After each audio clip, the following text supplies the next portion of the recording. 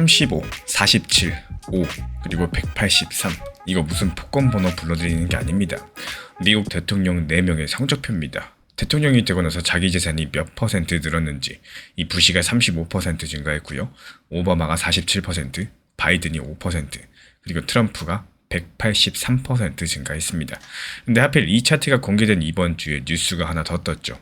트럼프 측에서 이번 주 안에 수십 개 나라에 새로운 관세를 매길 거라는 소식이요. 이 관세라는 단어 자체가 코인 하시는 분들한테는 거의 트라우마 같은 버튼이죠. 작년에 이 관세 단어 때문에 어땠습니까? 코인 시장이 정말 강력하게 폭락을 보여줬었고 계좌가 몇 번을 출렁였었는지 다들 몸으로 기억을 하고 계실 겁니다. 먼저 관세 뉴스부터 정확하게 보겠습니다. 영국의 파이낸셜 타임즈의 보도인데요. 트럼프 측에서 이르면 이번 주 수십 개 나라에 새로운 관세를 부과할 예정이다라고 해요. 관세는 쉽게 말씀드려서 외국 물건이 미국에 들어올 때 붙는 세금인데요. 지금 전 세계 일괄로 걸려있는 10%짜리 임시 관세가 이번 주 금요일에 만료될 예정인데, 당장 새로 나올 관세는 대부분 지금과 비슷한 10% 수준이 될 거다. 다만 일부 나라에서는 더 높은 관세를 매길 법적 방법을 따로 찾는 중이다. 여기까지가 보도의 뼈대입니다. 그리고 한 가지 더 있죠. 이 참모들이 말렸다라고 해요. 11월 달에 미국 중간 선거가 있는데 그 직전에 경제에 충격을 주는 건 위험하다라고 말렸다고 합니다. 근데도 밀어붙이고 있는 중이라는 거고, 실제로 이번 주 월요일에는 캐나다 물건에 50% 관세를 발표했고요. 브라질에는 이미 25%를 매겨놓은 상태입니다. 여기까지만 들으시면 어떠신가요? 좀 무섭죠? 또 시작이구나 싶으실 겁니다. 근데 저는 이 기사를 읽다가 단어 하나에서 멈췄습니다. 만료. 임시관세가 금요일에 만료된다라고요. 잠깐만요. 관세에 왜 유통기한이 있을까요? 그리고 왜 하필 이번 주 금요일에 만료일까요? 이 질문에 대한 정답이 올해 2월 달에 숨어 있습니다. 2월 20일 미국 대법원이 큰 판결을 하나 내렸죠. 트럼프 대통령이 작년부터 전 세계에 매겨온 관세들이 있는데 이렇게 비상시에 대통령이 쓸 수 있는 특별법을 근거로 한 거였는데, 대법관 9명 중에 6명이 이렇게 판단을 했습니다. 그 법에는 관세를 매길 권한이 없다. 세금을 걷는 권한은 원래 의회의 것이다. 한마디로 그동안의 관세는 법적으로 무효라는 판결이었죠. 그럼 관세가 전부 다 사라졌느냐? 아닙니다. 트럼프 측에서는 판결이 나온 바로 그날 다른 법조항으로 갈아탔습니다. 무역법 122조라는 건데요. 이건 합법적으로 쓸 수 있는 대신 조건이 붙어 있어요.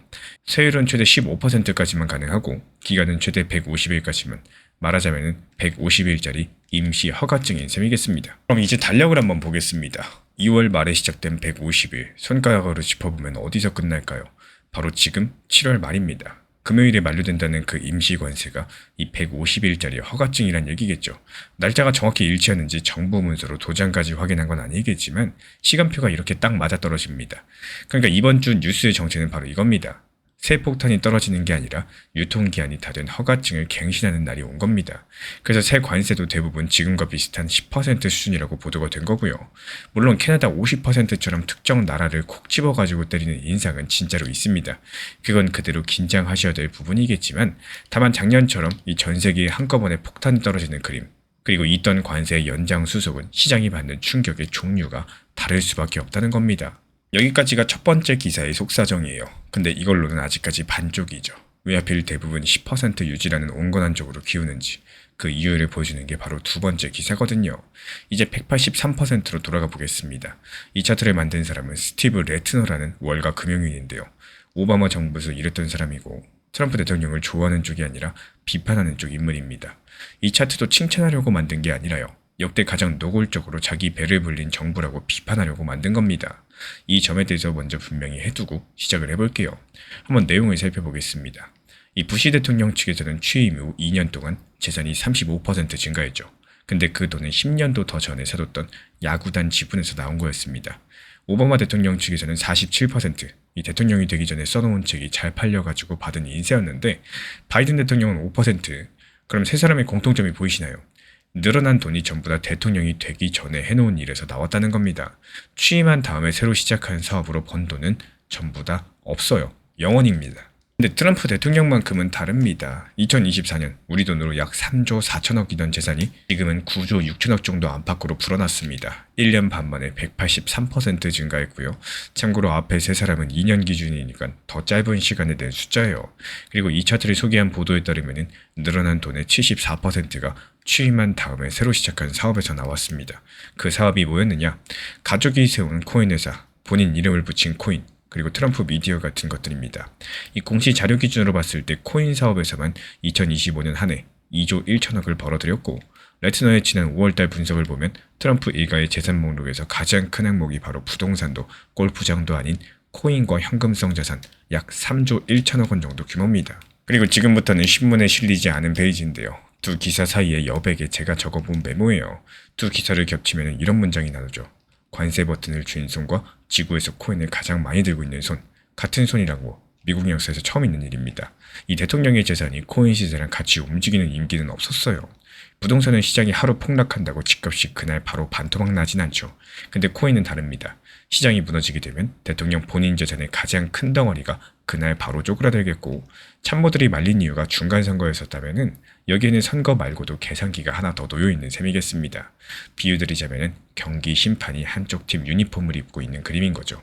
그래서 수십 개국 관세라는 무서운 제목 아래에서 정작 내용물은 대부분 10% 유지라는 온건한 쪽으로 기울고 있다는 거. 저는 이게 절대 우연이 아니라고 구조라고 보고 있습니다. 근데 여기서 그냥 소름 돋았다 이러고 끝내면은 반쪽짜리 영상이겠죠. 이 메모가 찢어지는 조건부터 책상 위에 올려놓고 가도록 하겠습니다. 먼저 이 구조는 보증서가 아닙니다. 작년 10월달을 기억해보세요. 중국에 100% 관세를 매기겠다 발표한 방에 하루 만에 28조 원 규모 물량이 강제로 청산되는 코인 역사상 최대 청산 사태가 나왔습니다. 관세를 쥔 손이 코인을 들고 있어도 그 손은 방아쇠를 당길 수 있는 손인 거고, 참모가 말리더라도 밀어붙인다는 게 이번 보도의 내용이기도 하겠고요. 두 번째로 이번 이야기는 미담이 아닙니다. 본인의 이름을 붙인 그 코인, 한때 지금 환율로 6만 원이 넘던 게 지금은 4천 원도 안 하죠. 고점에 들어간 개인 투자자들이 그 손실을 고스란히 떠안았고, 레트너가 이 차트를 만든 이유도 바로 그 비판이었고요. 심지어 트럼프 미디어 쪽은 작년에 XRP를 2% 담은 코인 ETF를 만들겠다고 신청을 했다가 올해 5월달 조용히 접기도 했습니다. 그러니까 오늘 영상은 저 사람 대단하다는 얘기가 아니라 이 권력자의 지갑이 어느 쪽에 놓여 있는지를 확인하는 작업입니다. 그리고 지갑의 위치는 도덕을 말해주진 않겠지만 확률에는 영향을 주거든요. 그럼 이제 마지막 질문이 남죠. 아니 그래서 XRP는요? 사실 관세 쇼크가 코인 시장을 때린 게 이번이 처음이 아닙니다. 근데 결과는 두 번 다 달랐어요. 이게 오늘 영상에서 가장 중요한 복귀인데, 먼저 첫 번째, 작년 4월달 전 세계 관세 발표에 시장이 무너지게 되면서 XRP는 4월 7일 지금 환율로 치면 2,400원 근처까지 밀렸습니다. 그 해 최저점이었었고 다들 끝났다고 했었죠. 근데 석 달 뒤인 7월 XRP는 4,900원까지 올라가면서 사상 최고가를 새로 썼습니다. 오히려 XRP는 사상 최고가를 기록했다는 겁니다.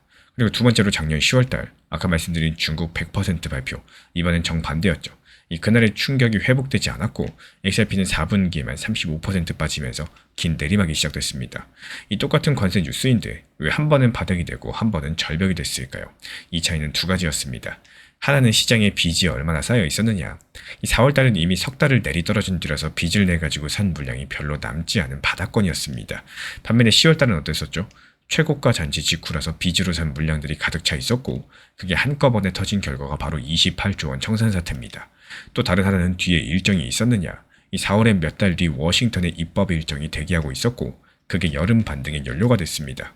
그래서 제가 바라보고 있는 그림은요, 이번 주 발표는 보도된 뼈대 그대로 다수 나라는 10% 수준의 갱신, 몇몇 나라만 겨냥한 인상이 얹히는 형태로 갈 가능성이 높다.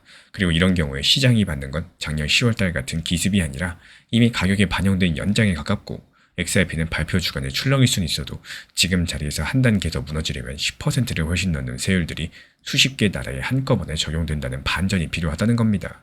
그리고 여기에 따른 반전은 석 달 반 앞으로 온 선거, 본인 지갑, 이 두 개의 비용 때문에 고를 이유가 적다라고요.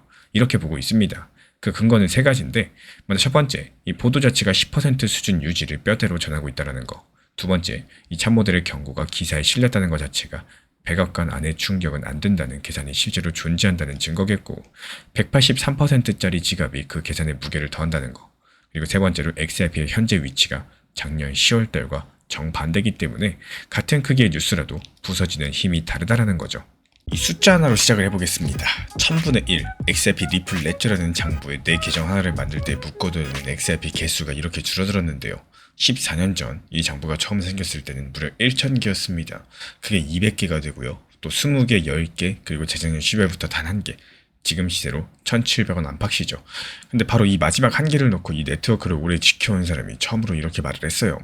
여기서 멈추자. 더는 깎지 못한다. 이 문턱은 낮을수록 좋은 건데, 근데 이 사람이 반대하는 이유를 따라가다 보면은 놀랍게도 우리 구독자분들이 반도체 뉴스에서 매일 보던 그 가격표가 나옵니다. 이번 영상은요, 이 1,700원짜리 보증금을 둘러싼 생각보다 훨씬 더 큰 이야기를 드려보도록 할게요. 먼저 분위기부터 보겠습니다. 지난주 리플레저 계정이 800만 개를 넘었다는 소식, 지난 권한 위임 영상에서 잠깐 전달드렸었죠.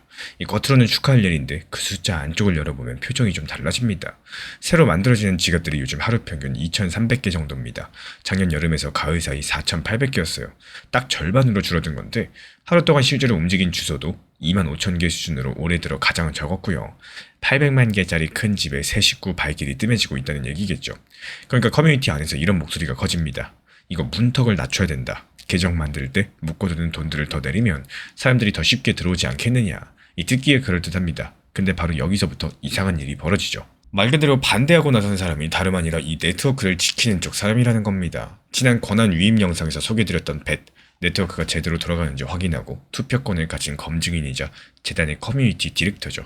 이 사람이 최근 공개적으로 선을 그었습니다. 준비금을 함부로 내려서는 안 된다라고요. 이게 존재하는 데는 분명한 이유가 있다는 겁니다. 일단 보안이 먼저겠고 또 논의는 거기서부터 시작을 해야 된다. 뭐 이런 취지였는데 좀 이상하지 않으신가요?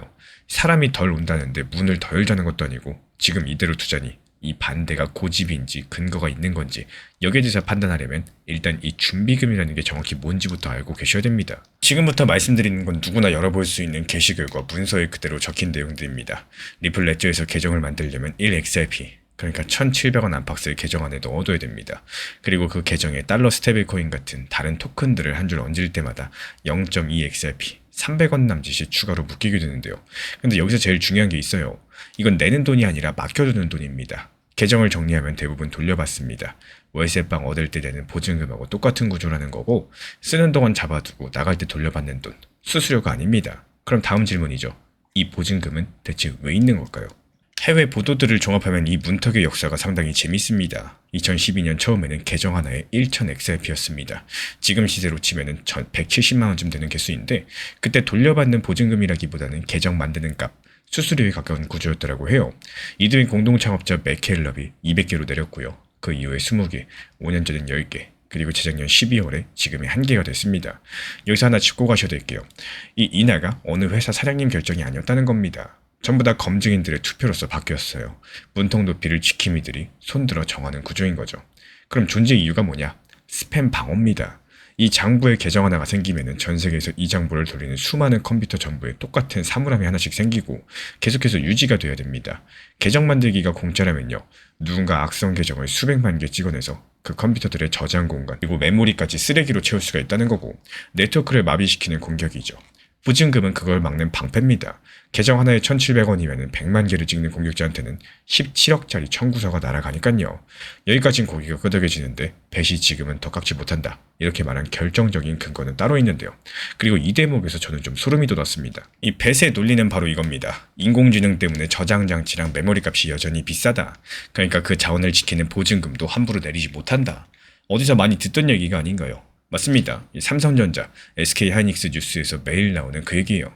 시장 조사업체 트렌드포스 집계로 올해 1분기 디램 업계 매출이 직전 분기보다 81% 증가했습니다. 가격이 그만큼 무섭게 뛰었다는 거고 2분기엔 계약 가격이 58에서 63% 더 오른다는 전망까지도 나왔습니다. 삼성과 SK하이닉스는 이 부족이 2027년 이후까지 갈 수 있다고 경고했고요. 그 이유는 딱 하나, AI 데이터 센터가 메모리를 싹쓸이하고 있어서입니다. 그런데 잘 한번 생각을 해보세요. 리플 레저를 돌리는 검증인들이 서버에 들어가는 게 바로 그 디램이고요. 그 저장 장치입니다. 계정 하나가 차지하는 사물함, 그 사물함을 놓을 자리값이 지금 인공지능 AI 때문에 폭등하고 있다는 거예요. 그러니까 이 준비금 논쟁 자체가 이 코인 동네의 사소한 말다툼처럼 보였었는데 그 밑바닥에는 우리 구독자분들의 반도체 주식에서 보던 바로 그 가격표가 깔려 있었던 겁니다. 문턱을 깎지 못하는 물리적인 이유가 있었다라는 거죠. 그럼 답답해집니다. 낮추면 방패가 얇아지고요. 안 낮추면 문턱은 그대로예요. 둘 중 하나는 포기해야 되는 걸까요? 근데 이 이야기에는 아직까지 공개되지 않은 반전이 하나 남아있습니다. 애시 며칠 전에 자기 계정에 올린 공지가 있죠. 약 2주 뒤에 리플 레저의 새 기능 6가지가 검증인 투표에 올라간다는 내용이었고 여러가지 거래를 한 번에 묶어가지고 처리하는 기능, 보내는 금액을 가려주는 기능, 그리고 이런 것들 사이에 눈에 띄는 이름이 하나 있습니다. 스폰서 수수료, 준비금, 그 뜻은 간단합니다. 수수료랑 준비금을 본인이 아니라 다른 누군가가 대신 내줄 수 있게 하는 기능이에요. 이게 왜 반전이냐? 이 기능이 들어오면 보증금 액수는 그대로 둡니다. 방패는 얇아지지 않아요. 근데 새로 들어오는 사람들은 돈 없이 시작할 수가 있습니다. 거래소나 지갑 회사가 자기 고객 몫의 보증금을 대신 걸어주면 되니까요. 회사가 직원 숙소 보증금을 대신 내주는 사택 같은 건데, 그러니까 지금 벌어지는 싸움의 구도 자체가 바뀝니다. 문턱을 깎는지 막는지가 아니라 문턱은 그대로 두고 업어가지고 넘겨주는 길이 이미 설계돼서 투표장 앞까지 와 있다는 사실입니다. 그것도 이난 논쟁이 제일 뜨거워진 바로 그런 시점이에요. 그리고 그 투표 안내물을 올린 사람이 다름 아닌 이 논쟁의 당사자, 벳 본인이라는 것까지도 저는 이 타이밍이 이 사건의 진짜 뉴스라고 보고 있는데요. 다만 여기서 냉정하게 짚어볼 만한 세 가지가 있습니다. 계정마다 1XRP씩 묶이니까 800만 계정이면 800만 개가 잠겨서 호재 아니냐, 이런 계산들이 나올 수 있는데 이건 착시입니다. 800만 XRP는 전체 유통량의 0.01% 수준, 우리 돈으로 130억대인데요. 가격을 움직일 만한 크기가 전혀 아니에요.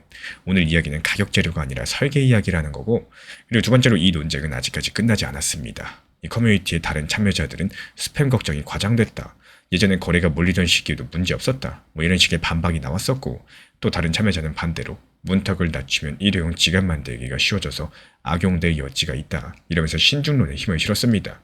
이 찬성과 반대 자체가 팽팽한 진행형 논쟁이라는 거 그대로 전달을 드리고, 세 번째로 저는 이게 오늘 진짜 알맹이라고 보고 있는데요. 벳이 마지막에 남긴 말입니다. 나갈 때 대부분 돌려받는 1,700원 안팎의 보증금, 이게 부담돼서 사람이 안 온다는 주장이 말이 안 된다. 이 사람들이 이 장부를 선택하지 않는 더 큰 이유부터 해결해라. 내부에서 나온 상당히 뼈아픈 자기 진단이죠. 문턱 깎기 경쟁이 아니라 쓸모 경쟁을 하자는 선언인 거고, 정말 공교롭게도 그 쓸모를 늘려줄 도구들이 2주 뒤에 투표대에 올라갈 예정입니다. 그래서 제가 바라보고 있는 관점은요, 딱 2주 안팎에 이 기능 묶음이 투표에 올라가면서 각 기능이 검증인 80% 찬성을 2주간 유지하는 관문들, 지난 영상에서 말씀드린 그 관문 통과를 시도한다. 그리고 스폰서 기능이 자리를 잡으면 준비금 인하 논쟁은 이 우회로로 흡수가 될 거고, 보증금 1XRP는 당분간 그대로 유지된다, 이렇게 보고 있습니다. 그리고 그 근거는 세 가지입니다. 먼저 첫 번째, 2주 뒤 투표라는 일정은 남의 추측이 아니라 벳 본인이 공지한 내용이라서 준비가 마무리 단계라는 뜻이고, 두 번째로 반대하는 쪽도 보증금을 아예 없애자는 게 아니라 액수를 다투는 거고요. 결정 구조 자체가 검증인 다수의 투표라서 하루아침에 뒤집히기가 어렵습니다. 세 번째로 스폰서 기능 같은 경우는 이나파가 말하는 신규 진입 부담을 정면으로 풀어주는 직접적인 대안이 아니라 통과되면 굳이 방패를 깎을 이유가 약해집니다. 결국에 리플레저의 준비금은 요금이 아니라 나갈 때 돌려받는 보증금이겠고요. 그 보증금이 네트워크의 방패입니다. 그 방패를 더 못 깎는다는 말 뒤에는 인공지능이 밀어올린 메모리 가격이라는 물리적인 근거가 있었고, 그리고 문턱을 깎는 대신에 업어서 넘겨주는 설계가 2주 뒤 투표대에 오르게 되면서 이 싸움의 구도 자체가 바뀔 수 있다는 거. 그렇다면 다음 질문은 바로 이거겠죠. 2주 뒤 투표함이 열리게 된다면 그 6가지 기능 중에 무엇이 가장 먼저 80% 선을 넘을까요?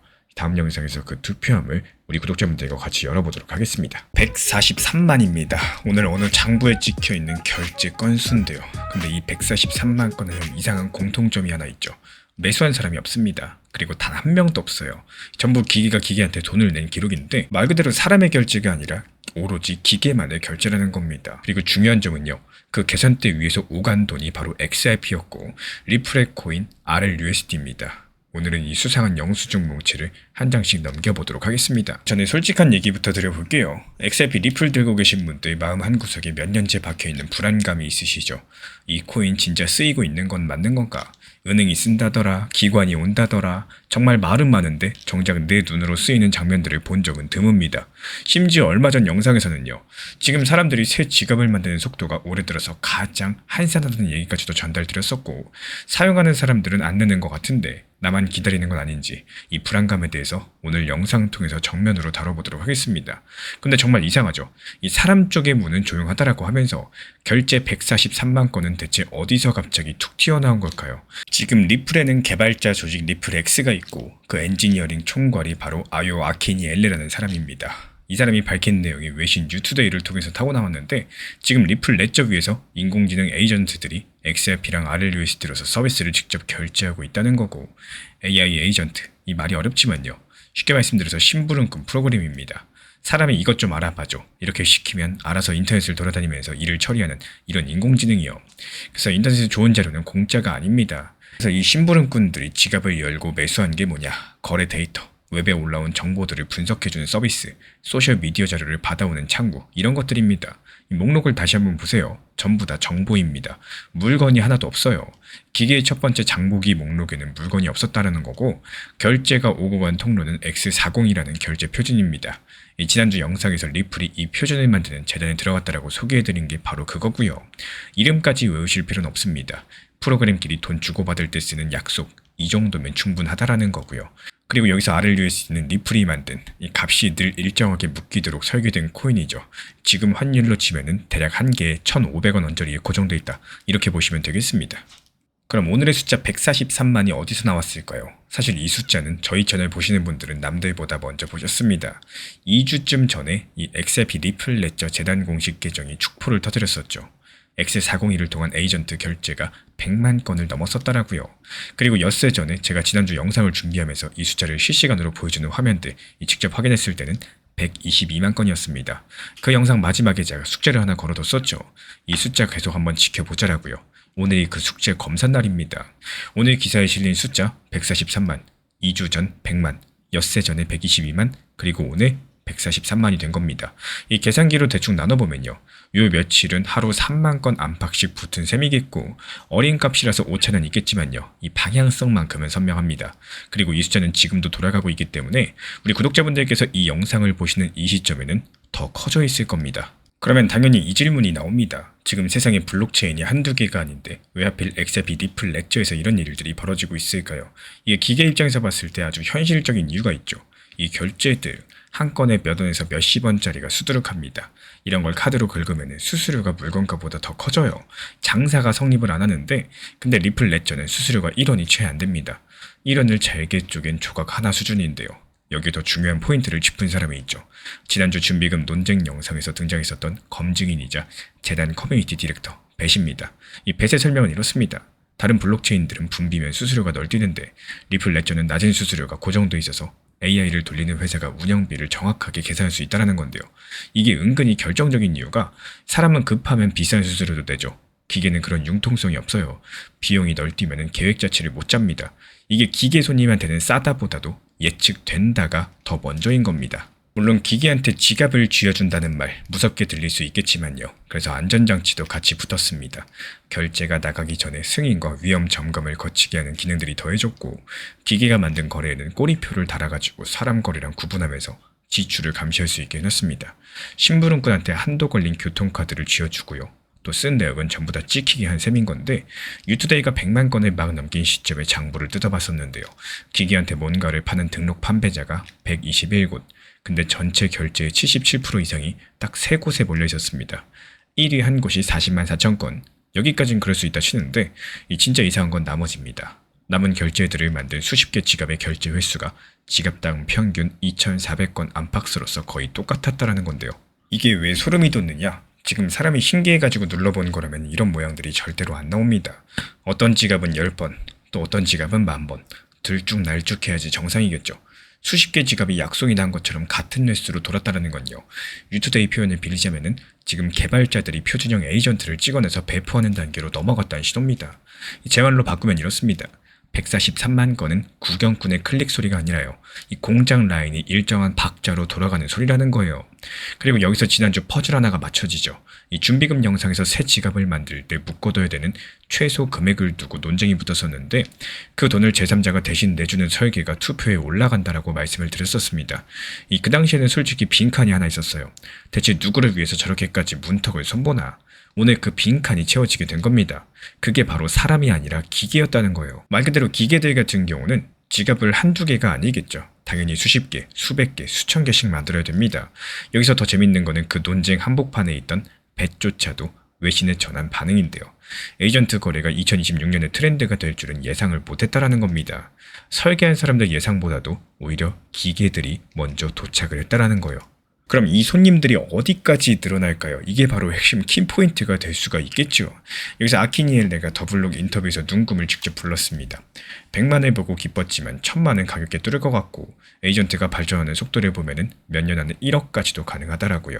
143만에서 1억이면은 대략 70배인데 그리고 지금 같은 경우는 정보만 사고 있지만 실물 가게를 입점시키는 작업들이 진행 중이라는 말까지도 나왔습니다. 이 결제 통로를 리플 레저에서 연결한 회사 T54의 공동 창업자 챈들러 팡이 밝힌 내용인데요. 이게 된다면 심부름꾼이 진짜 물건을 검색하고 사오는 단계로 넘어가게 되는 겁니다. 그래서 앞으로는요, 이 반품 처리되는 조건부터 계산대에 올려놓도록 하겠습니다. 몇 달 안에 건수 증가가 멈춘다거나 뒷걸음치면 당연히 반품되겠죠. 판매자 121곳과 3곳 손님들이 그대로 굳어있어도 반품입니다. 실물 입점 소식이 감감무소식인 채로 이 결제 표준의 트래픽이 다른 블록체인으로 쏠리는 게 확인돼도 미련 없이 적겠습니다. 그 조건들을 걸어둔 상태에서 가장 가능성이 높다라고 보는 그림은요. 이 143만 건 자체가 오늘 내일 XRP 가격을 강력하게 급등시키는 재료는 아닙니다. 제가 지금 바라보고 있는 건 이 XRP 수요의 씨앗 단계예요. 그리고 이 씨앗이 자라는지는 가격이 아니라 미터기 3개로서 판정하시면 되겠는데요. 먼저 첫 번째, 대시보드 누적 건수가 하루 몇만 건 페이스를 유지하는지, 그리고 1천만에 언제 닿는지. 두 번째로 판매자 숫자가 121곳에서 늘어나고 3곳 77% 쏠림이 풀릴 수 있는지, 이게 풀리는 순간 실험실이 시작이 될 겁니다. 그리고 이어서 세 번째, 기계가 실물을 처음 사는 날이 오는지, 이 세 가지가 같이 돌아가게 되면요. 올해 4분기에서 내년 사이 AI 결제가 리플 XRP 수요 이야기의 새 기종으로 올라선다. 이렇게 보시면 되겠고, 기본적으로 개발 총책임자가 실명으로 눈금을 불렀고요. 재단이 공식 계정으로 같은 숫자를 발표했습니다. 지금 내부의 확신이 문서로 남아있다는 건데 지갑당 거의 같은 결제 횟수라는 문의는 일회성 구경이 아니라 자동 배포가 이미 시작됐다는 증거겠죠. 게다가 실물 입점이라는 다음 단계가 이 담당자 실명 받으로서 진행 중에 있습니다. 로드맵이 아니라 작업으로 존재한다는 뜻이에요. 이 리플레지에서 기계가 기계한테 돈을 내는 결제가 143만 건을 넘어섰고 그 장바구니에는 물건 대신에 데이터만 담겨 있었습니다. 지금 지갑마다 거의 같은 결제 횟수는 이게 구경이 아니라 자동화 라인의 기둥이라는 신호겠지만 아직까지는 새 회사 중심의 초기 단계고요. 총액도 공개되지 않았습니다. 지금 판정은 가격이 아니라 미터기 3개, 이 건수의 속도, 판매자의 확산, 그리고 실물의 첫 번째 구매입니다. 근데 영상 내내 제가 일부러 답하지 않고 지나간 질문이 하나 있죠. 이 143만 건, 돈으로 치면 대체 얼마였을까요? 다음 영상에서는 기계경제의 매출 장부들 검산해 보도록 하겠습니다. 지금 미국은 스테이블코인 준비를 진짜 끝냈고요. 대한민국만 늑장이다. 아마 다들 이렇게 알고 계실 겁니다.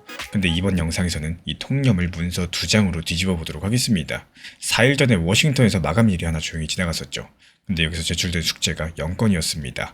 그리고 오늘 서울에서는 이 과목에서 낙제점을 받았던 대한민국 정부가 부총리까지 앞세워가지고 재시험을 선언했습니다. 여기서 소름 돋는 사실이 하나 있는데요. 이 두 나라의 달력에 똑같이 동그라미가 쳐진 날짜가 딱 한 개 존재한다는 거, 그 날짜가 어딘지, 그리고 그게 리플 XRP랑 무슨 연관성을 가지고 있는지 이번 영상 끝까지 보시면 뉴스 보는 눈이 완벽하게 달라지게 되실 겁니다. 먼저 용어 한 가지만 30초 만에 정리하고 가겠습니다. 이 스테이블코인, 비트코인처럼 그 값이 출렁이는 코인이 아니라 한 개 값을 1달러나 100원, 1000원처럼 정해진 돈에 딱 붙여놓은 코인인데요. 말하자면 코인 세계의 현금이죠. 그리고 오늘 이데일리 보도 내용에 따르면은 이 대한민국 정부가 경제부총리가 참석하는 스테이블코인 법 포럼을 열 예정입니다. 법의 정식적인 이름은 디지털자산 기본법이고요. 정부가 직접 주최하고 또 주관까지도 하는 스테이블코인 입법 포럼은 이번이 역사상 처음 있는 일인데요. 여기서 목표는 올해 안에 통과. 여기까지만 들으면 정부가 드디어 나섰구나, 좋은 거네 이러고 넘어가기가 쉬운데요. 근데 오늘 이야기는 여기서부터가 진짜입니다. 이 대한민국 정부가요, 사실 이 숙제에서 이미 한번 미끄러진 적이 있었거든요. 그리고 그 시간을 올해 1월달로 돌려보겠습니다. 정부는 1월에 대통령 업무보고에서 이 법을 1분기 안에, 그러니까 3월 말까지 입법하겠다고 보고했고요. 그 결과는 어땠을까요? 상반기 내내 쟁점을 좁히지 못해서 통과된 건 없었습니다. 심지어 정부가 상반기 과제를 점검을 해보니까 총 88개의 주요 과제 가운데서 추진이 부진한 4개의 과제에 대한 이 법이 이름을 올렸습니다. 스스로 정한 마감을 어기면서 스스로 매긴 성적표에서 낙제한 겁니다. 그리고 이달 초에는요, 금융당국 고위 인사가 공개석상에서 송구하다라고 고개를 숙이기까지도 했었고요. 근데 여기서 이상하죠. 반년 넘게 그렇게 굼뜨던 일들이 최근 일주일 사이에 갑작스럽게 빨라집니다. 지난 14일 대한민국 정부의 2026년 경제 성장 전략의 하반기 입법이 명시됐고 바로 어제는요. 여동과 금융당국이 첫 번째 업무 설명회를 열어가지고 국회 정무위원회 소위원회를 매달 2번씩 열어서 밀린 법안을 논의하겠다. 이렇게 합의를 해버렸습니다. 그리고 오늘은요. 부총리가 나오는 포럼까지도 포함되면서 뭔가 조금 이상한 기운들이 감돌고 있는 상황인데요. 왜 이렇게 갑자기 속도가 빨라졌고 왜 하필 부총리가 나서고 있을까요? 먼저 부총리라는 이름값부터 살펴보겠습니다. 지난 1년 동안 이 법의 주인공은 국회의원들 그리고 금융위원회였죠. 근데 부총리는 나라 경제 전체를 총괄하는 자리입니다. 담임선생님 숙제였던 게 교장선생님 직속과제로 올라간 거예요. 그리고 이게 하루아침 이벤트가 아니라는 흔적이 남아있죠. 이미 1월 달에 부총리는 국경을 넘나드는 스테이블코인 거래의 우회 거래 방지 대책을 올해 안에 마련하겠다라고 말을 했었고 이달 6일에는요. 이 대기업 단체인 한경협이 부총리가 주재한 회의에서 이 법을 빨리 통과시켜달라고 공식적인 건의까지도 했습니다. 결정적으로 경제 성장 전략 문서에서 이 법은 단속 항목이 아니라요. 생산적인 금융, 그러니까 성장 과제로 분류가 됐었고 서류철이 바뀌게 됐다라는 거. 규제 서류철에서 성장 전략 서류철로요. 근데 여기까지 이해도 의문이 하나 남습니다. 3월달 마감도 지키지 못한 정부가 왜 이번에는 연내라고 자신있게 못을 받고 있을까요? 그 답은 한국이 아니라 태평양 건너에 있습니다. 그리고 여기서부터는 날짜와 문서로 남은 부분들만 먼저 정리드릴게요. 미국에는 지니어스법이라는 게 있는데 작년 7월 달에 만들어진 스테이블코인 전용 법이고 달러에 값을 붙인 코인을 발행하려면 면허를 따고요. 또 발행한 만큼 진짜 돈을 쌓아두라는 내용입니다. 그리고 며칠 전 영상에서 이 법의 세부 규칙 마감일이 7월 18일이라고 말씀드렸었죠. 그 마감일 자체가 그냥 지나가 버렸다라는 거예요. 미국 재무부랑 은행감독 기관들이 1년 안에 세부 규칙들을 확정을 해야 되는데 여기서 마감일까지 최종 확정본이 단 한 건도 나오지가 않은 겁니다. 지금 책상 위에는 초안만 10건 안팎 쌓여있는 상황이고요. 확정된 건 없습니다. 근데 진짜 중요한 건 그 다음이죠. 마감을 어겨도 벌칙이 없는 대신에 법이 켜지는 날은 밀리지 않습니다. 법 조문에 따라가지고 규칙이 있든지 없든지 내년 1월 18일이면요. 법이 그냥 발효가 되는 거고 또 9월 20일 이후에 나오는 규칙들은 이 날짜를 앞당기지도 못하기 때문에 사실상 1월 18일로 굳어졌습니다. 이게 발행사 입장에서 봤을 때 어떨까요? 규칙이 늦게 나올수록 준비할 시간이 몇 주로 쪼그라드는 이런 어쩔 수 없는 불가피한 상황이 됐다라는 거죠. 그럼 1월 18일 이 날짜 어디서 들어본 것 같지 않으십니까? 지난달 말이었죠. 이 대한민국 국회에서 이 날짜가 정확히 나왔습니다. 민변덕 의원이 인터뷰에서 내년 1월 18일 이후에 달러 스테이블코인이 본격적으로 밀려올 거다. 이러면서 시간이 없다라고 말을 한 겁니다. 워싱턴 법정에 인수된 날짜랑 여의도 의원의 입에서 나온 날짜가 정확하게 같은 날로 일치하는 상황인데요. 오늘부터 세어보면 180일 정도가 남은 상황이고 그러니까 연내 통과라는 말 자체가 정치 구호가 아니라 뺄셈이었던 겁니다. 이 계약 날짜는 우리가 미루지 못하니까 그 전에 우리 반 규칙을 만들어야 된다. 뭐 이런 계산인 거죠. 실제로 이번에 당정 자리에서도 여당 간사가 지니어스법의 내년 시행 조카를 콕 집으면서요. 대한민국 정부가 서둘러서 입법을 준비하자. 여기에 대해서 뜻이 뭐였다고 전달을 했고 그리고 여기서부터는 두 나라 달력을 포기해본 제 생각인데요. 미국의 지각이 한국에는 오히려 덤으로 주어진 시간일 수 있겠습니다. 1월 18일에 법은 켜지지만요. 미국의 발행사들도 지금 규칙 없이 벼락치기 중이기 때문에 완전 군장을 갖춘 달러 코인의 확산이 그날 바로 시작되긴 어렵거든요. 그래서 그 몇 달간의 틈 자체가 대한민국이 제도를 완성할 수 있는 마지막 여유분인 셈이다. 이렇게 보시는 게 맞겠고 그렇다면 이 법이 통과되면 리플과 XRP에는 과연 뭐가 달라질 수 있을까요? 이 뻔한 얘기들 말고요. 진짜로 조문이 될 만한 문장 딱 2개만 보도록 하겠습니다. 이번에 국회 정무위원장이 이 법에서 깊이 다루겠다고 콕 집은 과제가 총 4가지입니다. 원화 스테이블 코인, 수탁기관 인과, 고객자산 보호, 그리고 해외 사업자랑 규제 정합성까지도 여기에 대한민국 정부 성장 전략 속의 한 줄까지 이 국경 간의 스테이블 코인 거래의 제도화까지요. 이게 무슨 뜻이냐? 이 법의 절반은 우리 원화 코인을 만드는 규칙이지만 나머지 절반은 남의 나라 코인을 어떤 조건으로 받아줄지 정하는 규칙이라는 겁니다. 1월 18일 이후에 미국에서는 면허를 정확하게 달고 있는 달러 코인들이 나올 예정인데요. 그러면 한국 법의 저 해외 조항들은 자연스럽게 무면허 코인은 문을 좁힐 거고 면허 코인은 정문을 내주는 설계가 될 수밖에 없겠죠. 그리고 리플이 발행하고 있는 달러 스테이블 코인 RLUSD는 미국 뉴욕 금융감독 당국의 규제 아래에서 발행되는 말하자면은 그 면허줄에 서 있는 코인입니다. 게다가 리플 같은 경우는 미국 연방 차원의 신탁은행 조건부 인가까지 받아둔 회사고 국경 넘는 송금과 결제는 이 회사가 10년 넘게 파온 본업이었죠. 다만 여기서 중요한 거는 이 코인이 대한민국 거래소에 들어온다는 얘기가 아닙니다. 그건 지금 확인된 바가 없고요. 문이 생기는 것과 손님이 드는 것은 별개 문제이기 때문에 다만 문 자체가 없던 시장에 문을 내는 법이 지금 만들어지고 있고요. 그 문의 규격이 면허형 코인에 맞춰지고 있다는 거. 여기까지가 사실입니다. 이 덧붙이면요. 국경 간의 거래가 진짜 돌아가고자 한다면 외국 환거래법 같은 옆에 법들도 고쳐야 되기 때문에 여당 의원이 재경부랑 함께 세트 개정을 준비 중에 있고요. 또 같은 성장 전략인 코인 현물 ETF를 국내에 허용하기 위한 법 개정 지원까지도 담겼습니다. 본격적으로 대한민국에 도입이 된다는 거죠. 어떤 코인까지 포함될지 여기서 아직까지 정해진 게 없겠지만요. 결국에 리플 XRP 관련해가지고 오늘 이야기는 그냥 하루짜리 단기 변동성 가격 재료가 아니라 내년까지 이어질 리플판의 이야기라는 겁니다. 그럼 여기서 마지막 질문이 남죠. 이번엔 과연 진짜 될 수 있는 걸까요? 그래서 제가 바라보고 있는 그림은 딱 한 가지입니다. 이번 7월 포럼에서 논의를 열고 8월 달에 정부안에 윤곽이 나오고 9월 달 정기국회에 제출돼서 올해 안에 처리까지도 시도하는 흐름들. 그리고 여기에 따른 목표는 1월 18일 전 통과겠죠. 단 통과가 되더라도 이 시행령을 만들고 준비 기간을 거쳐야 되기 때문에 실제로 작동하는 건 2027년 내년이다. 여기까지가 큰 그림이에요. 그리고 여기에 따른 근거는 총 3가지가 있는데요. 먼저 첫 번째로 결제선이 올라갔죠. 부총리랑 성장 전략에 올라탄 과제는 밀리는 무게감 자체가 다릅니다. 이 두 번째로 국회의 레일이 다시 깔린 상황입니다. 후반기 원 구성이 끝났고요. 매달 2번 소위를 열기로 했어요. 게다가 정무위원장은 정부 안에서 의견이 어느 정도 모였다. 이런 얘기를 들었다면서 대한민국 정부안을 빨리 가져와라. 이렇게 공개적으로 재촉까지도 하고 있습니다. 마지막으로 세 번째로 이 마감 자체가 바깥에 있습니다. 1월 18일은요. 대한민국이 미루고 싶어도 미루지 못하는 바로 미국의 날짜라는 거죠. 미국은 규칙 마감을 통째로 넘겼지만요. 1월 18일 발효는 그대로고 한국은 낙제했던 숙제를 부총리까지 나서서 다시 폈습니다. 그래서 연내 통과 자체가 9호가 아니라 1월 18일에서 거꾸로 세는 뺄셈이라는 거고 이 법의 국경 간의 조항이랑 해외 조항들은 면허형 코인의 정문을 내는 설계예요. 그리고 여기서 리플은 그 문 앞줄에 서 있는 회사 중에 하나입니다. 그럼 다음 궁금증은 바로 이거죠. 대한민국 정부안이 드디어 책상에 오르는 날 우리는 조문 어디서부터 펼쳐야 될까요?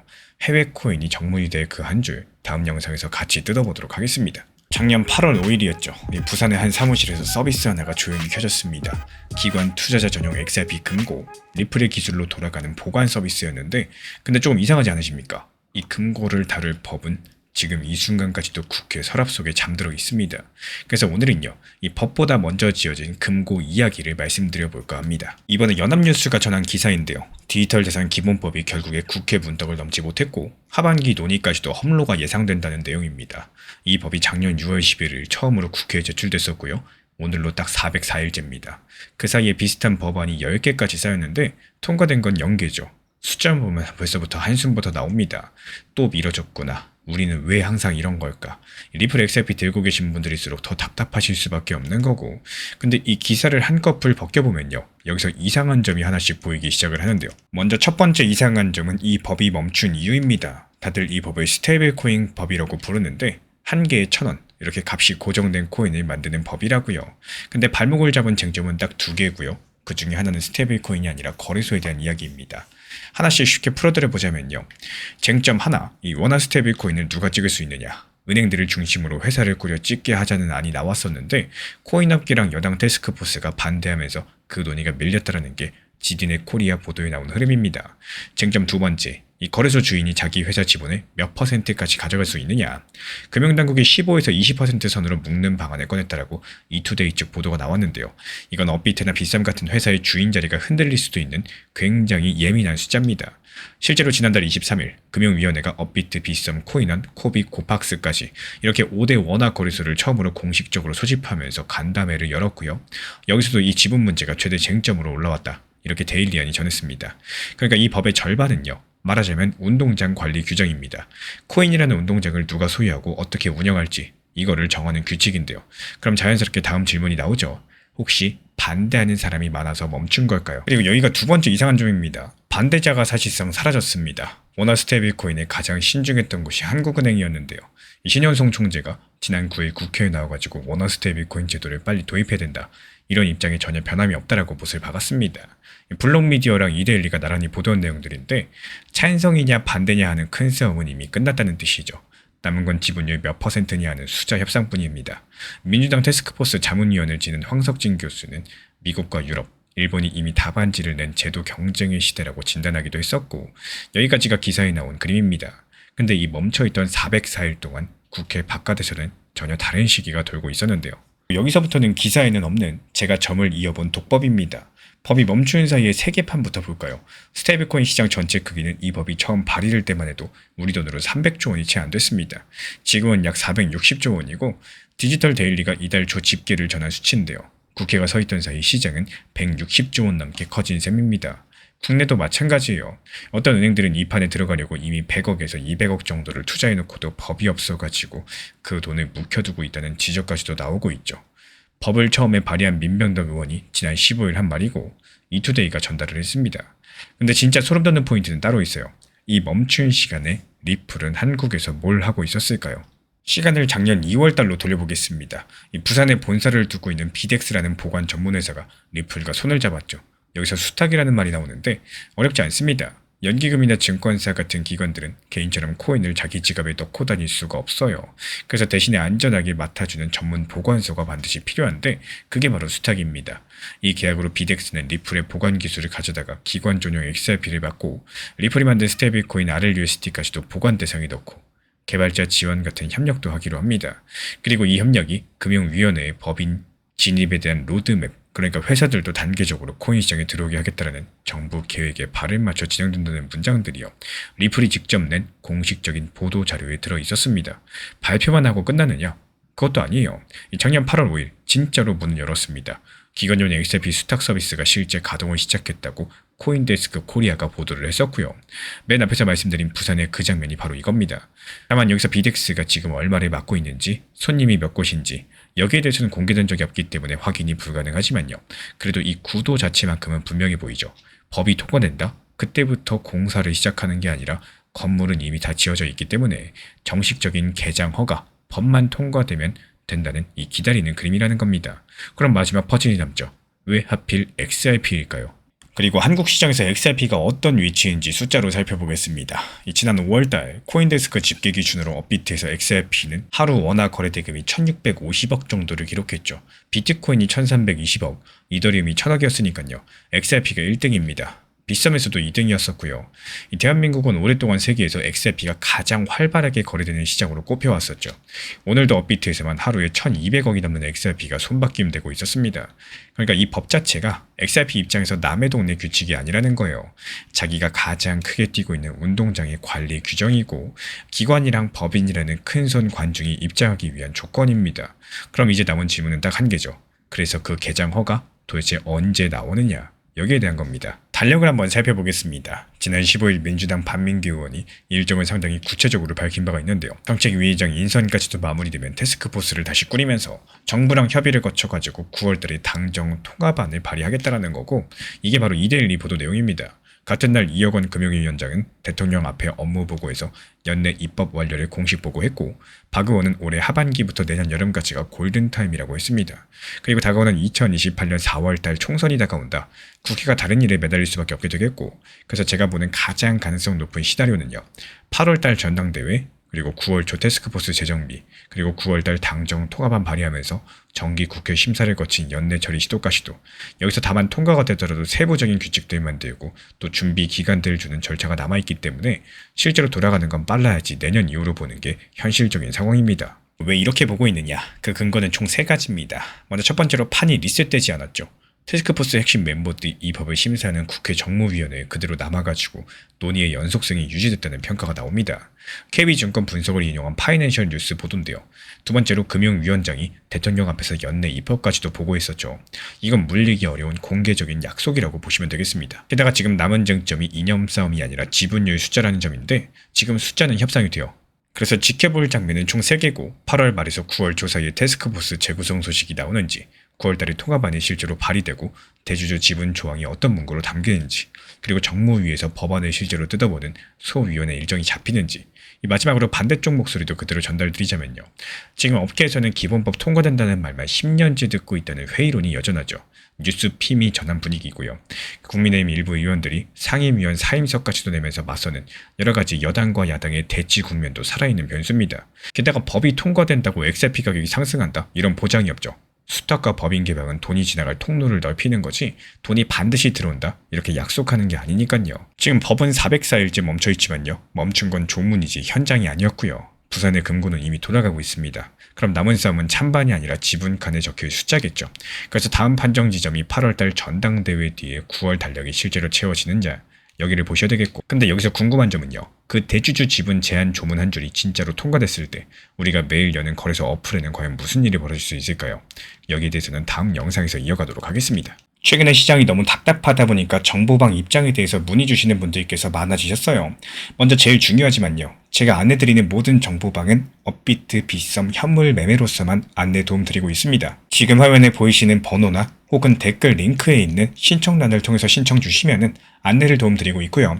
이 세 가지 방 중에 필요로 하신 방을 체크해서 신청 주시면은 필요로 하신 방에 맞춰가지고 입장 안내 드리고 있습니다. 먼저 리플 전용방 같은 경우에 리플에 대한 중요 이슈, 그리고 리플에 대한 단기 저점과 단기 고점, 중장기적으로 보는 중요 타점 같은 핵심 내용에 대해서 안내드리고 있기 때문에 영상 시청해주시는 우리 구독자분들께서 리플이라는 코인이 장기적으로 좋다라는 건 알고는 있지만 현재 같은 시장에서는 많은 답답함을 느끼시는 분들께서 정말로 많이 계실 거라고 생각을 합니다.